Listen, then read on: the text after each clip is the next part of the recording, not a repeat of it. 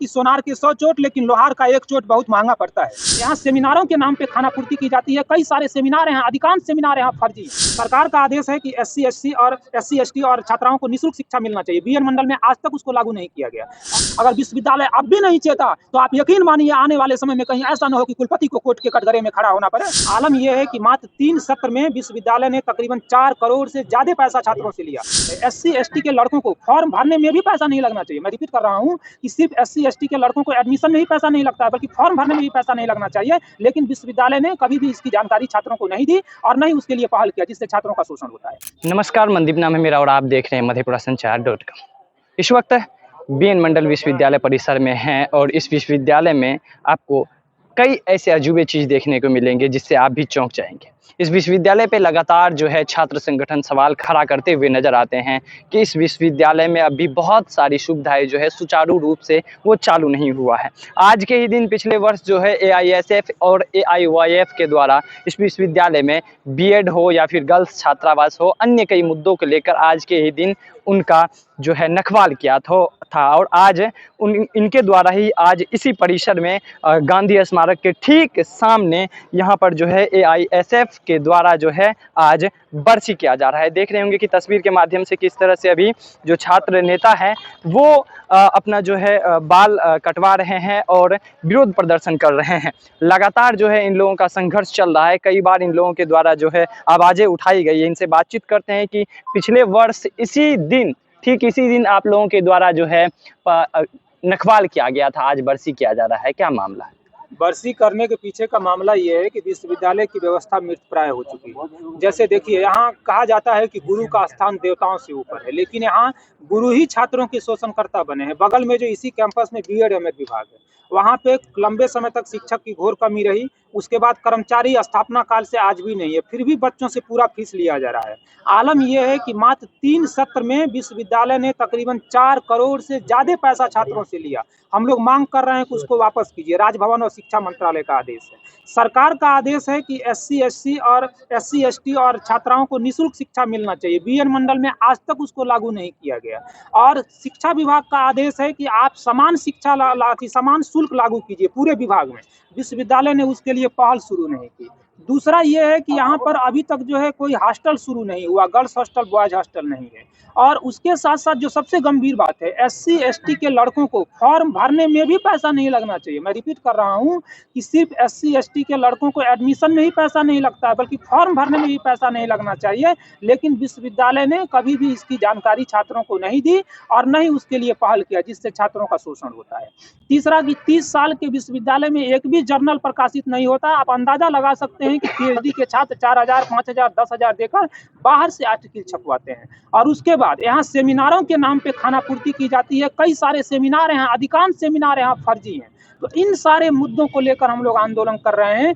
BEd जांच committee जिसमें कि 10 दिन में रिपोर्ट देना था, आप बखूबी जानते हैं, आप लोगों ने सारे चैनलों ने चलाया इसको, उसमें 2 साल होने को है, लेकिन अभी तक जांच कमेटी के रिपोर्ट के आधार पे दोषियों पे कार्रवाई नहीं की गई। जब विगत दिनों हमने प्रॉक्टर को एप्लीकेशन दिया कि हम जो है 17 तक इंतजार करेंगे, 18 को जो है सो हम आंदोलन करेंगे, तब आनंद फानन में 3 घंटे के अंदर हमको जांच रिपोर्ट दिया गया और 4 घंटे के अंदर विश्वविद्यालय ने आनंद फानन में मीटिंग बुलाई और कहा कि गर्ल्स हॉस्टल शुरू करने के लिए हम 10 नवंबर तक आवेदन आमंत्रित करते हैं। लेकिन भगवान जाने कि गर्ल्स हॉस्टल कब तक शुरू होगा।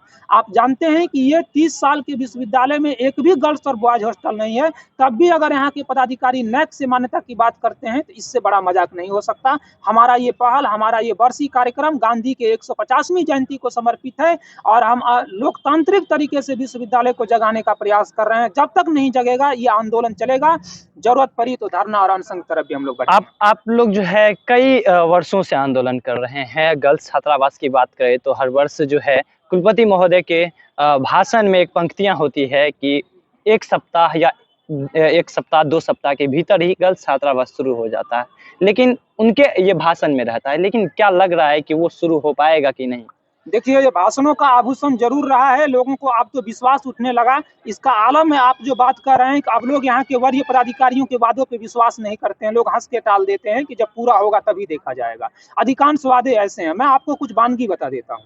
आज से 7 साल पहले जब मैं यहाँ अनशन पे बैठा था जज सामने, उस समय कुलपति, तत्कालीन कुलपति ने मुझे लिखित आश्वासन दिया था कि कुछ दिनों में गर्ल्स हॉस्टल शुरू होगा। ये 2015 की बात है, 7 साल बाद नहीं हो सका। इससे वादे को समझ सकते हैं। वर्तमान कुलपति के पहले जो कुलपति थे, उन्होंने प्रेस में बयान दिया कि विश्वविद्यालय बीएनएमयू कल, आज और कल पुस्तक निकालेगा। उस मद में मैंने सुना है कि शायद राशि भी निकासी हुई है। कमिटी तो कई बार बैठ करके बिस्लरी और नाश्ता का आनंद लिया, लेकिन प्रकाशन का काम छोड़िए, पहल भी नहीं हुई। उसके बाद विश्वविद्यालय बीएनएमयू दर्पण जो है, राजभवन में दर्पण या इस तरह के साइड पे कोई किताब निकलती है, उसके तर्ज पे बीएनएमयू दर्पण पत्रिका निकालने का प्रयास हुआ, लेकिन कमिटी बनी, खाना पकाना हुआ, आज तक पत्रिका का अंक नहीं निकला। तो यहाँ के पदाधिकारियों ने अपने कार्यशैली से ही अपना विश्वास खोया है, लेकिन उसके बावजूद भी हमें विश्वास है कि गांधी ने हिंसा के दौर में अहिंसा को सबसे बड़ा हथियार बनाया था। हम भी गांधी के उस मार्ग पे लोकतांत्रिक तरीके से चलते हुए भगत के सिद्धांतों को लेकर के कामयाब होंगे। विश्वविद्यालय को अपनी आदत सुधारनी होगी, ये हमारा विश्वास है। राठौर जी, इस विश्वविद्यालय की एक अलग ही कहानी रही है हमेशा, और हाल ही में जांच कमेटी एक बनाई गई है। जांच कमेटी का एक लंबा दौर चल रहा है। ऐसा होता है कि कई बार जांच कमेटी बन जाती है और रिटायर्ड भी हो जाते हैं उसमें जो लोग रहते हैं शामिल, लेकिन जांच कमेटी का सही जो है रिजल्ट नहीं साबित हो पाता है। ऐसा भी नहीं है। देखिए, ऐसा होता है कि सोनार के 100 चोट, लेकिन लोहार का 1 चोट बहुत महंगा पड़ता है। आपको याद होगा जब हमने जांच कमेटी की मांग की थी तो लोगों ने मेरा मजाक उड़ाया था। प्रेस में, सोशल मीडिया में, विश्वविद्यालय में लोगों ने कहा जांच कमेटी से कुछ नहीं होगा, जांच कमेटी यहाँ मामले को दबाने और रफा सफा करने के लिए बनती है। और हमने उस समय कहा था इस बार ऐसा नहीं होगा।